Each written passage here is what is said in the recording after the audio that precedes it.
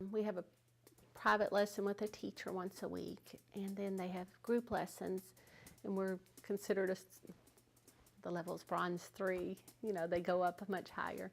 And so we go to group lessons with people that are sort of at the same level.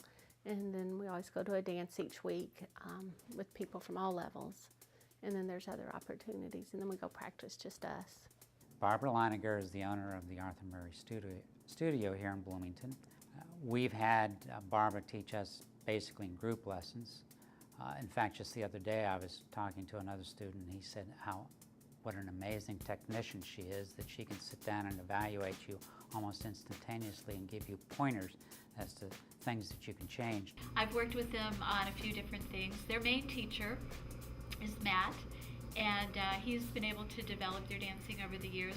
Rhonda and Mike started dancing probably about maybe 5 or 6 years ago. And they came in, again, a couple who just wanted to do something together and find a different hobby.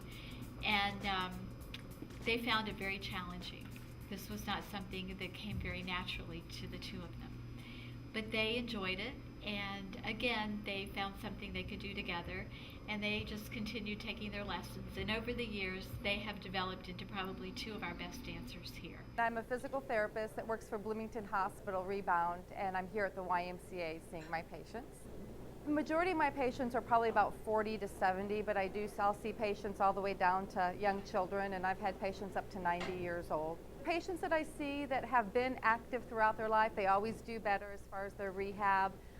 They progress much quicker. As far as just general aging in and of itself, there's certain things that we can't change at a cellular level with aging, but there's certain things we can, and muscle strength and fitness and flexibility and mobility, we can change that as we age. We don't have to necessarily get weaker and have bad posture or have balance problems as we age. If we'll stay active and exercise, those things we can prevent that from happening.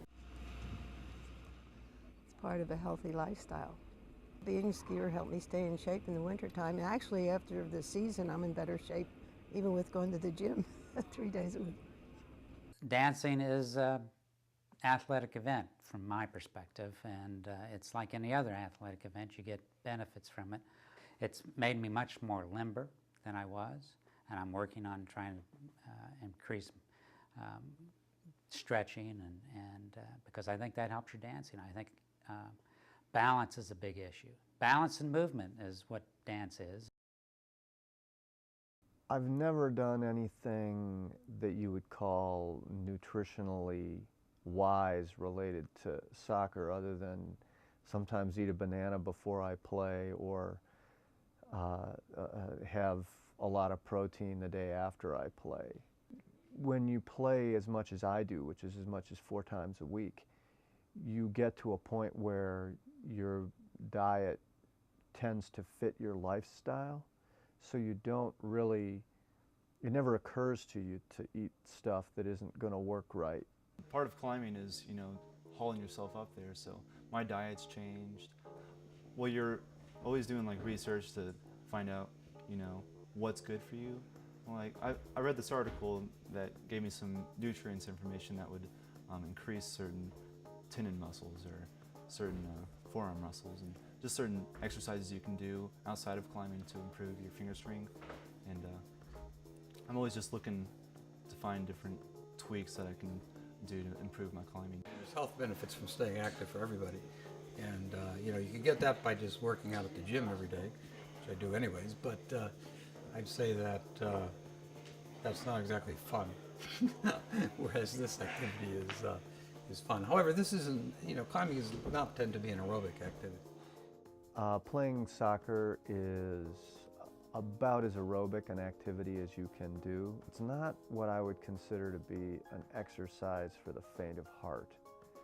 On the other hand, it's never boring. In soccer, you're all over the place, and so you're really using your whole body. And to that extent, I don't know a lot of chubby soccer players. They all tend to be relatively fit. Several years ago, I think it was 3 seasons ago, Flo had a terrible accident. She was the victim of a hit-and-run snowboarder. Her pelvis was shattered. She had the steel to come back for the next season and worked as an instructor here when she was 79. She was 78 when she had the accident. I was actually present the day that the accident occurred, and I never thought I'd see Flo back again, but I was wrong. Flo, she's one tough old bird, I'll tell you. But here you have a very experienced ski patrol. You have a very good staff, and we work very well together, and it has caused our accident rate to drop dramatically. A few years ago, I broke my neck playing soccer and required spinal fusion surgery, but 2 weeks later I was playing soccer again.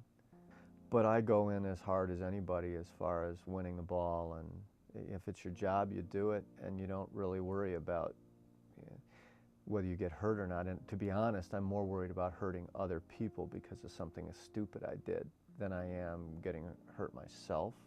I'm not as young as a lot of the players I play with. I'm frequently one of the oldest people on the field. And so I have to decide, am I going to try to chase this person down and potentially lose them, or do I have to make a decision earlier? I would just recommend that if there are any people who would consider coming climbing but have rejected the notion because they think it's a young person's sport, at any age, you should definitely consider climbing. Climbing is pretty good for people who get old, actually, although most people don't realize that. It's a static sport. You are making slow movements under static conditions, so even if you don't have great joints anymore, you can still climb fine. The younger you learn, it's just like anything else, it becomes second nature.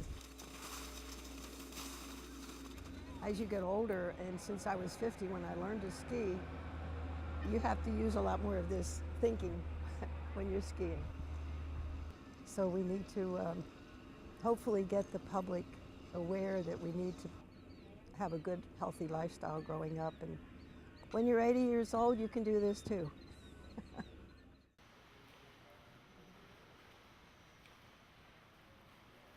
Anything that you're active in, if you're physically active and it's something you enjoy, you're going to get the physical and mental benefits of that. The important thing is for us to realize that there's a lot of things we can't change as we age, but one thing we can change is just our general strength and mobility and flexibility. We don't have to get weaker as we get older. We can get stronger as we can go. You can be stronger when you get older, but you have to you've got to exercise.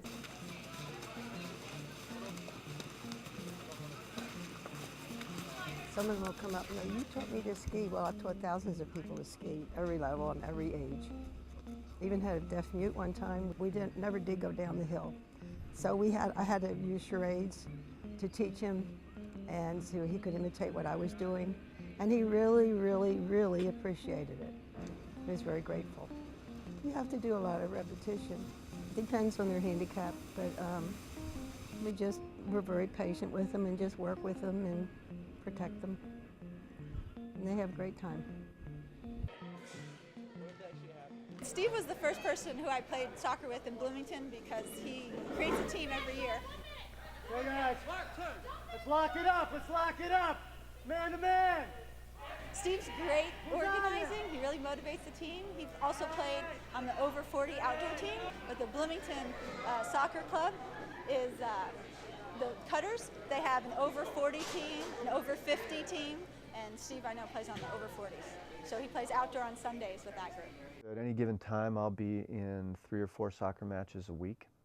Obviously, I have to negotiate this time with my family and with work. But the people who know me just know that this is kind of a part of me, so it doesn't really occur to them to ask me to not do it. But it can be tough to fit everything in. For example, I also sing in a choir that rehearses on Thursday nights. And that's something it's part of life. You gotta, incorporate that thing into your family as well as into your own personal life, and that can be pretty difficult to do sometimes.